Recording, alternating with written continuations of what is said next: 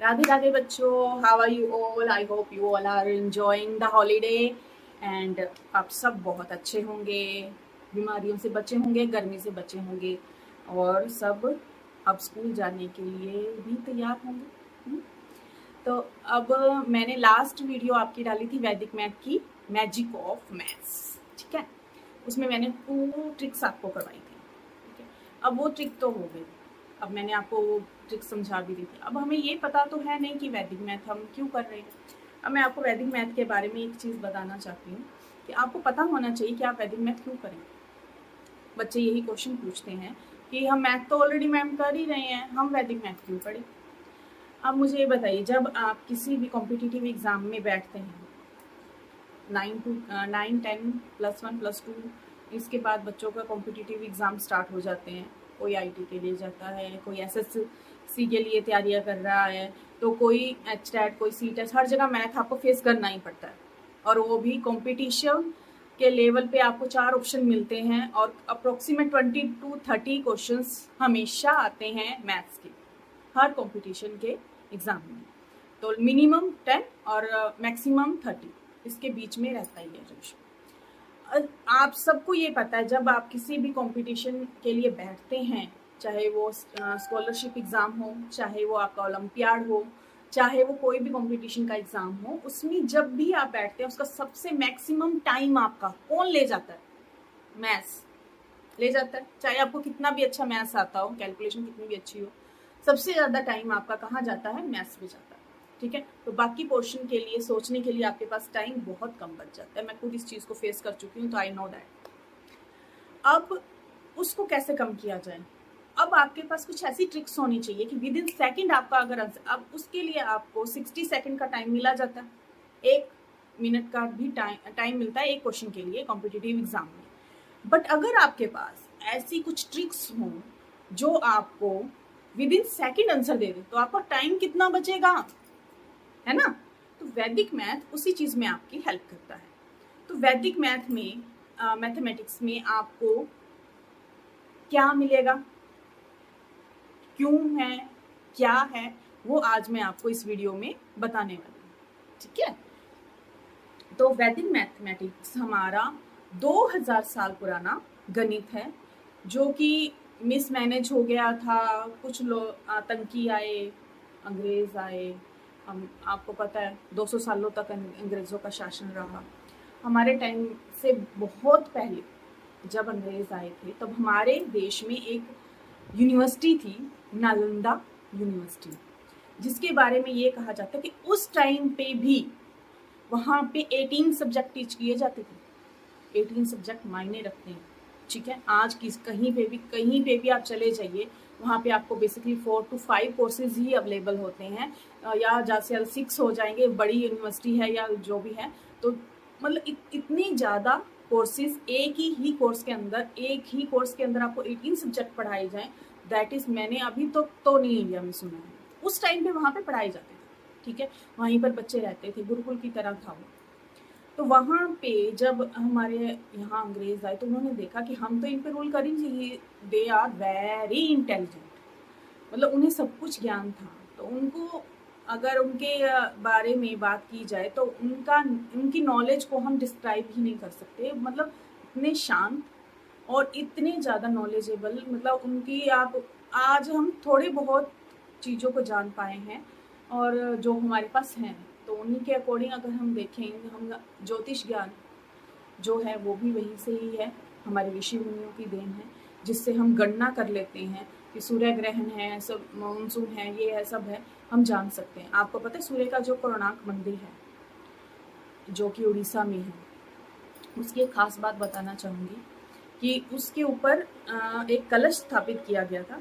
वो दुनिया का एक ऐसा मंदिर है जहाँ पे कभी पूजा ही नहीं है। मेरे हिसाब से तो ऐसा दुनिया का कोई मंदिर नहीं है जिसके ऊपर इतना खर्च किया गया हो, जो इतना भव्य बना हो और उसके अंदर पूजा एक भी दिन नहीं हुई। चलो वो स्टोरी अलग है, वो मैं आपको फिर बताऊंगी। और कुछ उसके ऊपर ना कलश था, फ्लोटिंग कलश रखा गया था मंदिर के गुंबद के जस्ट ऊपर, ठीक है।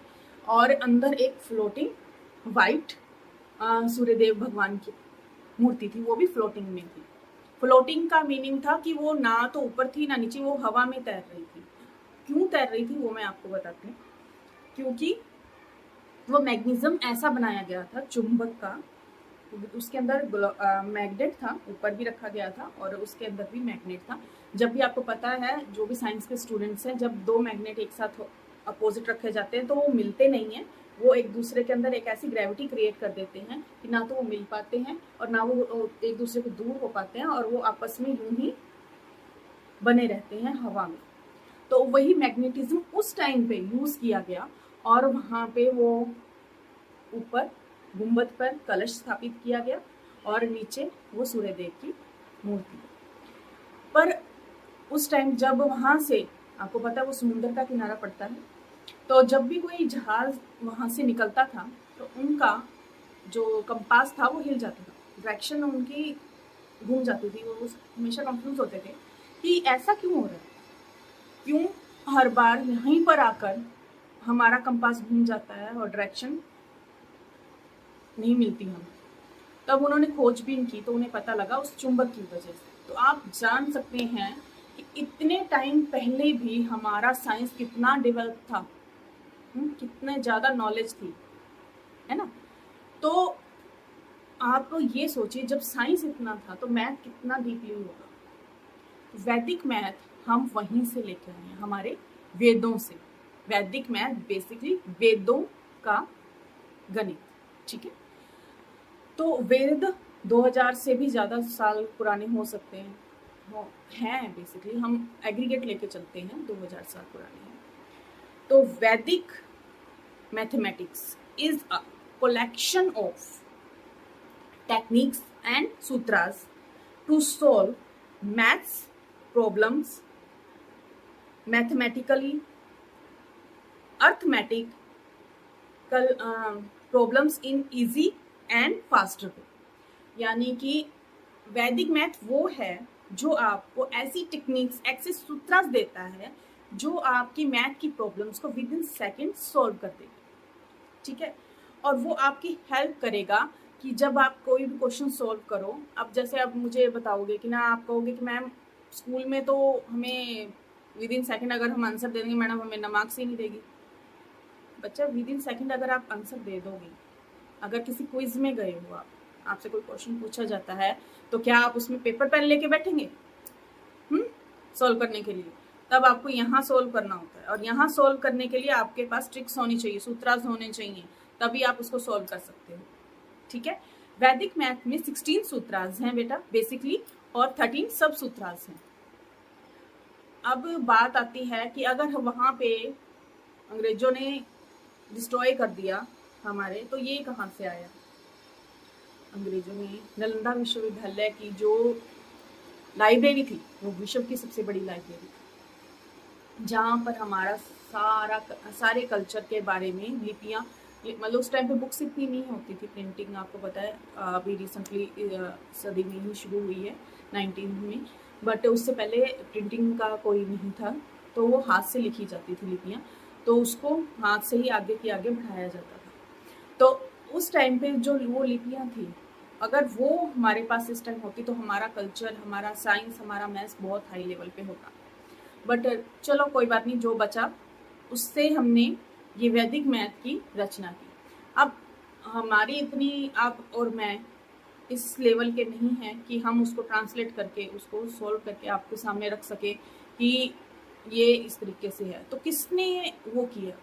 तो उस समय ये बात है 1911 टू 1918, इन 4 सालों में श्री भारती कृष्णन तीरथ जी ने, भारती कृष्णन तीरथ जी ने इसको दोबारा से लिखना स्टार्ट किया, पर अनफॉर्चुनेटली वो 4 साल ही इसके ऊपर वर्क कर पाए। उसके बाद उनकी तबीयत खराब हो गई और उनको परम गति की प्राप्ति हुई। बट 4 सालों में भी वो इसको काफ़ी हद तक हमें बता चुके थे, उसको डिकोड करने में हमें आगे आगे हम उसको सॉल्व करते जा रहे हैं और उसको समझाते जा रहे हैं। तो उनके बताने के बाद ही वैदिक मैथ को आगे हम आज पढ़ पा रहे हैं। तो वैदिक मैथ में मैंने आपको बता चुकी हूँ 16 सूत्रास हैं और 13 सब सूत्रास हैं। और अब इसके एडवांटेज क्या हैं? एडवांटेज ये है बेटा, एक तो ये आपके लिए इजी हो जाएगा कैलकुलेशन करना। सेकंड, आपके लिए मैथ का जो फियर है, डर है, वो कम हो जाएगा। ठीक है, आप कॉम्पिटिटिव एग्जाम से डरेंगे नहीं, आप उसको फेस करेंगे। थर्ड, आप इसकी ट्रिक्स के थ्रू किसी को भी इम्प्रेस कर सकते हो, क्योंकि ये मैजिकल लगता है दूसरों को। जिसको इसकी ट्रिक्स नहीं पता उसके लिए तो मैजिक ही है। जिसको इसकी ट्रिक्स पता है उसको पता है कि ये इस तरीके से हुआ है, बट जिसको इसकी ट्रिक्स नहीं पता ना, उसके लिए तो जादू है। तो आप दूसरों को आपको जादू देखना पसंद है ना, तो दूसरों को भी जादू देखना पसंद है, तो मैथमेटिकल जादू दिखाइए और अपना नाम कमाइए। ठीक है, तो इसमें वो चीज़ सिखाई जाती है। सीखोगे, जितने प्रैक्टिस करोगे मज़ा भी आएगा करने में भी और सीखने में भी।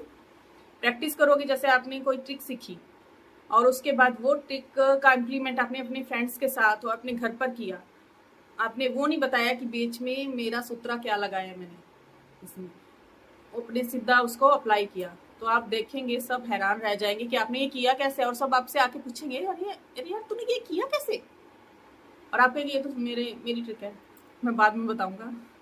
तो उस चीज़ का भी फर्क पड़ेगा आपको। ठीक है, आपका कॉन्फिडेंस लेवल इससे बहुत हाई हो जाएगा। ठीक है, मेंटल लेवल बढ़ेगा, माइंड की ग्रोथ बढ़ती है। जब आप माइंड में कुछ कैलकुलेशन करते हैं तो माइंड की ग्रोथ होती है बेटा, तो आपका किसी भी चीज़ को देखने का नज़रिया बदलता है जब आपके माइंड की ग्रोथ होती है। तो ये आपके लिए बहुत ही अच्छा रहता है।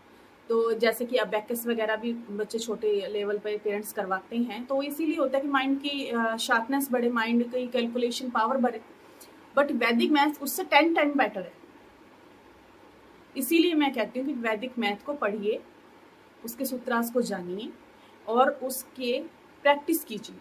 तो इसमें बेसिकली 2 टाइप्स में टीच किया जाता है, जनरल मेथड्स और स्पेसिफिक मेथड। जनरल मेथड वो मेथड होते हैं जो हर जगह अप्लाई किए जा सकते हैं, चाहे वो प्लस हो, चाहे माइनस हो, चाहे मल्टीप्लाई हो, डिवाइड। तो उसके थ्रू हम सब काफ़ी हद तक उसको सोल्व कर सकते हैं। तो यानी कि एक ही फॉर्मूला काफ़ी चीज़ों पे लग जाता है। और स्पेसिफिक मेथड होता है कि एक चीज़ का सिर्फ एक ही सूत्र, तो इसके हिसाब से तो बहुत सारे सूत्रास बन जाते हैं, तो सब कुछ याद कर पाना must be difficult. But journal, इसीलिए मैं यहाँ पे आपको कुछ जर्नल मेथड ही टीच करूँगी ताकि आपके लिए इजी रहे कैलकुलेशन और आपको लर्न करने में आसानी रहे।